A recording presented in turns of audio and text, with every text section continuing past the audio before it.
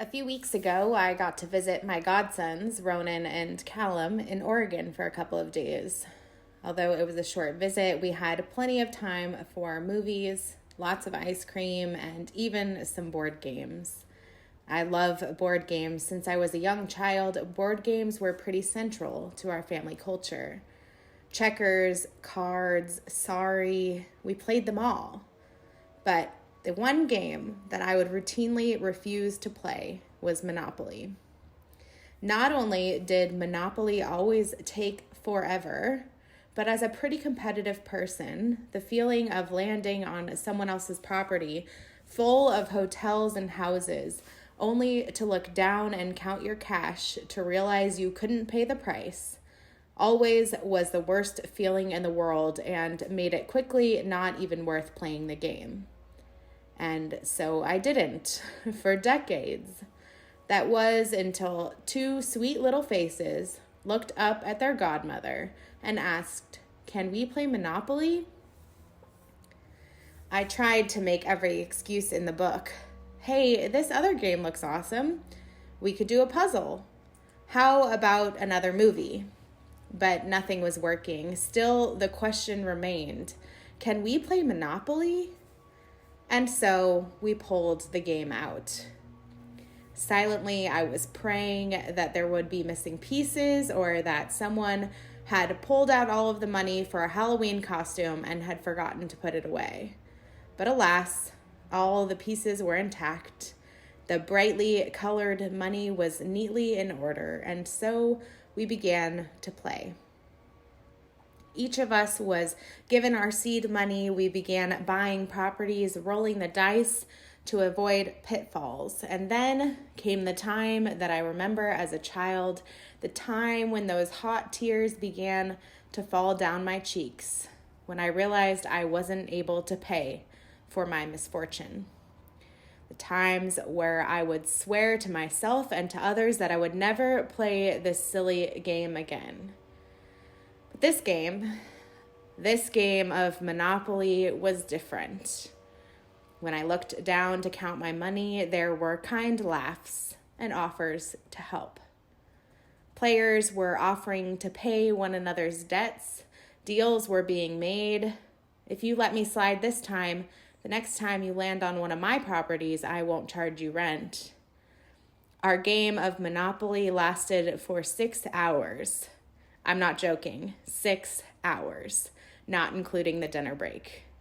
And finally, the adults playing realized that every time we were accepting the kindness of another, we were elongating the game, and we started selling back our properties, allowing it to come down to 2 people so that we could finally end the game. And so, aside from the grueling hours that we spent playing the game, I began thinking about the concept of Monopoly. A quick Google search brought up an article from the Smithsonian about the origins of the game.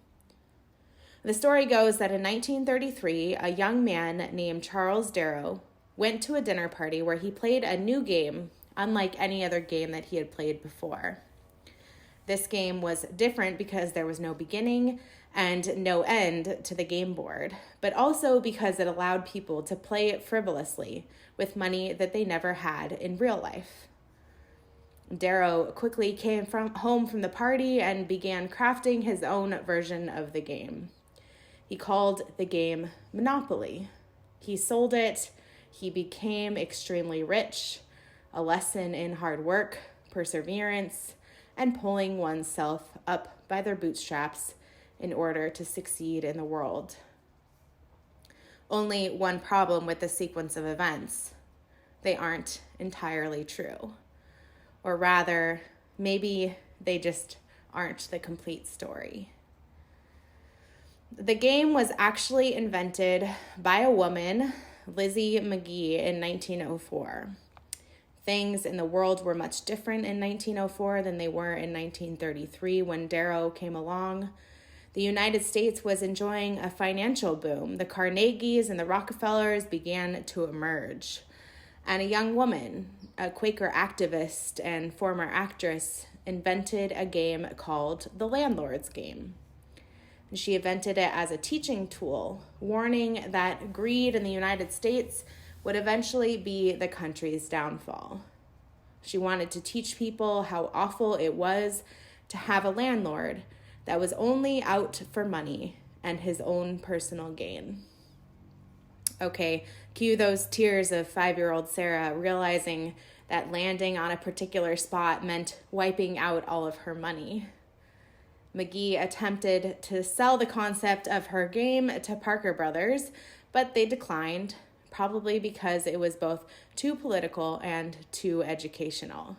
So instead, McGee self-published the game, and although almost nobody bought it, the game lived on, and bootleg homemade versions began popping up in people's homes. And as it spread, things changed slightly. People added the street names from their own towns, and ironically, owning more and more became glorified. And people began to find pleasure in bankrupting their friends and family. And so maybe it is fitting that the true intent of Monopoly was more about collaboration and the pitfalls of capitalism and greed. And this week, as news has spread about COVID-19, the novel coronavirus that is affecting our communities, I feel like we are living in that Monopoly world. People are hoarding supplies. Fear is at an all-time high. Economic stability is far from our reality. We seem to care more about the winners and the losers, and we are faced with the question, will it be possible to care for all? Will the hospitals be overloaded? Will the grocery stores run out of food and toilet paper? Will the economy crash, putting the most vulnerable in even more of a vulnerable position? And most importantly, how many will die from this awful virus? And like so many times before, in periods of crisis and uncertainty, we look to our spiritual ancestors, the text of our faith, for guidance in these times. We hear the familiar story of the woman at the well, the Samaritan woman. We know that Samaritans were not supposed to interact with Jews, and they certainly would not be congregating around something so central like the well. The disciples have gone ahead into town to gather supplies, and Jesus stays behind, sitting at the well. The Samaritan woman comes along, asks for some water. Shocked, she asks him why he would possibly be asking her, a Samaritan, for water. He tells her that he will offer living water that will sustain her more than any physical water could ever do. And she wants to drink from that water. They then have a conversation about her husband. She tells him that she is unmarried, and he notes that she has been married 5 times before. This sets her aside as even more of a social outcast because women could not initiate divorce, and women of divorce or those who had been widowed were rendered to have no value in society. And so if her husbands had divorced her because she was barren or whatever the reason might have been, she was considered to be pretty far down on the social ladder. Jesus, paying no attention to this, engages with her. He acknowledges her humanity and her dignity. He tells her of this living water, the water that will bring new life, that will mean that she will never thirst again. The woman asks Jesus why her ancestors learned to pray on the mountain while the Jews are teaching to pray in Jerusalem. Jesus assures her that the place in which she prays is not nearly as important as the fact that she prays. Jesus brings a message that God is in all things. God is in the temple. God is in the mountain.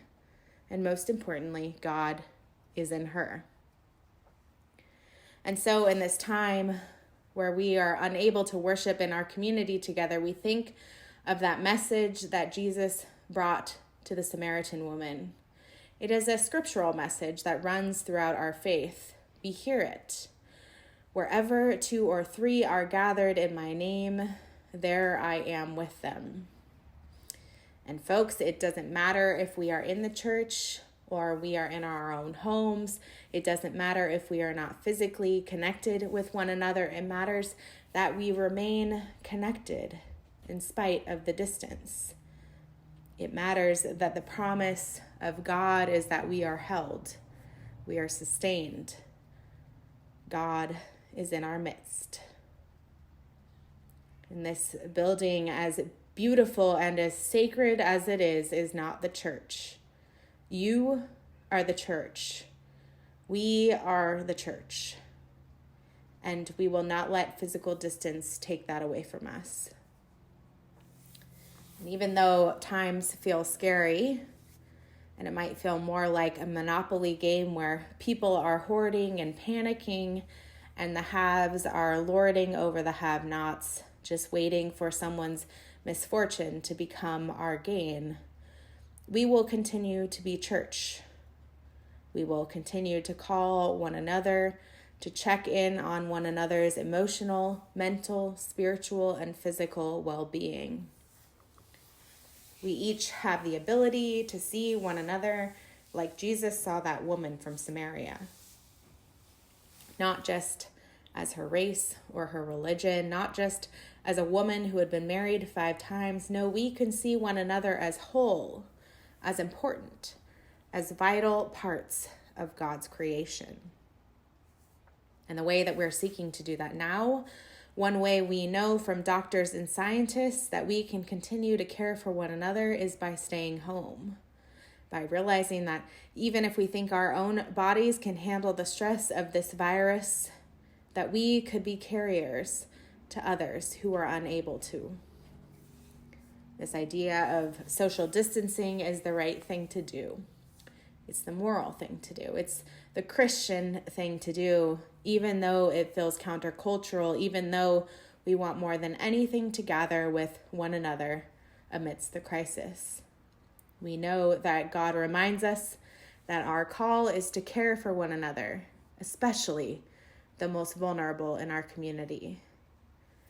But it means that we must be more proactive in creating community. Crisis means not only just looking out for ourselves, trying to find the next Band-Aid that will make everything feel better. Crisis means looking out for every single human being. Today we were scheduled for Interfaith Sunday, our monthly look at how we can learn from people of different traditions, how we can come together, not despite our differences, but in celebration of them. And what a fitting message this is for us. Jesus reminds us in his interaction with the woman at the well that the things that make us different should no longer be the reasons for division. Perhaps this story of the woman at the well is the first radical message of interfaith cooperation.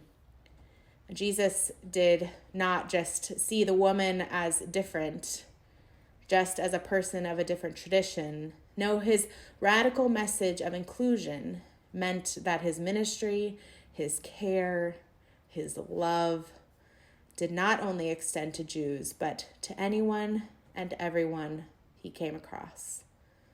His love was expansive enough to cross division. And trust me, over the next few weeks, there are going to be so many temptations for division. In fact, I think we will see more and more opportunities for separating out the us and the them. But our call is to reject that division.